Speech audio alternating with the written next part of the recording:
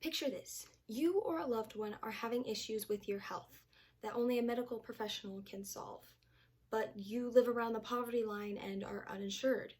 What are you going to do now? That's what many individuals and families deal with on a daily basis. Healthcare is hard to come by for many people, and it needs to be more accessible. I've seen how expensive hospital bills can be, and my parents are still paying for my hospital visit from December 2020. And after hearing this speech, you too will want to see more available healthcare options. I will be proving this with the information on the following. I will first be discussing the numerous problems with accessibility of healthcare. Secondly, what you can do to support wider healthcare access. And finally, what are the benefits and the very few consequences of supporting more accessible healthcare. Now, let's begin, shall we? To begin, I will be talking about the problems with inaccessible healthcare. One of the reasons people can't go see a doctor is that they can't afford it. According to an article by USC Price accessed on May 1st, 2022, titled "The 5 Populations in Need of Better Access to Healthcare," the people that more commonly can't afford healthcare are people that are slightly above the poverty line, and even people considered middle class. This is because people that are below the poverty line can usually get free or low-cost healthcare benefits. Another reason is that some people don't have insurance to cover a visit to a medical professional. The number of people in California alone that don't have adequate health insurance is insane. According to the Legislative Analyst's Office from an article titled "The 2022-23 Budget, Healthcare Access and Affordability," published on February 23, 2022, an estimated 3.2 million Californians alone lack adequate health insurance. Furthering this, that same article from USC explains that roughly 35 million people in the US don't have access to health insurance. That's a lot of people. Healthcare availability is becoming more scarce. An article from the National Library of Medicine titled "Access to Care, Remembering Old Lessons," published in December 2002, explains that access to healthcare and health insurance is an ongoing issue. It's becoming harder and harder for people to find healthcare that they require. Now that you're aware of the problems with inaccessible healthcare, let's cover some ways to help fix the issue. People need money in order to go see a doctor, and there are organizations that are willing to provide that. There's one charity called Health Well Foundation, and their focus is mainly on people that are uninsured. They share stories of the people that they've helped, and they are truly wonderful stories.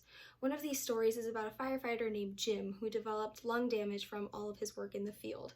He had to take a leave of work for over 3 years after an episode that put him in the ICU. And he didn't have enough money to pay for all the medicine he needed.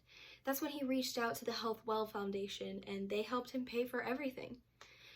There are many ways to get involved with the organization. One way is by donating to the website healthwellfoundation.org, and no donation is too small. They let you pick the amount you want to donate as well as how often you want to donate.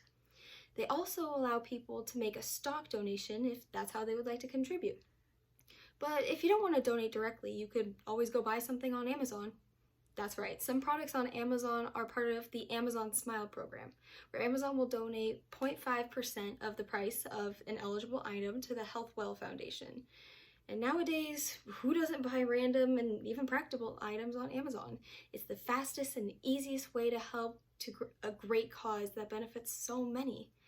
Now that I've covered problems and solutions, let's look at pros and cons. There are very few cons to advocating for more accessible healthcare, but what cons do exist are majorly outweighed by the benefits. More people having access to health insurance would be a major benefit. An article published by People Health on February 6, 2022, titled "Access to Health Services," explains that having health insurance is critical in allowing children with chronic illnesses to get the medical treatment they need. And without, these kids will just have to suffer through whatever ailments they have. Many countries already have taken the route of public health care.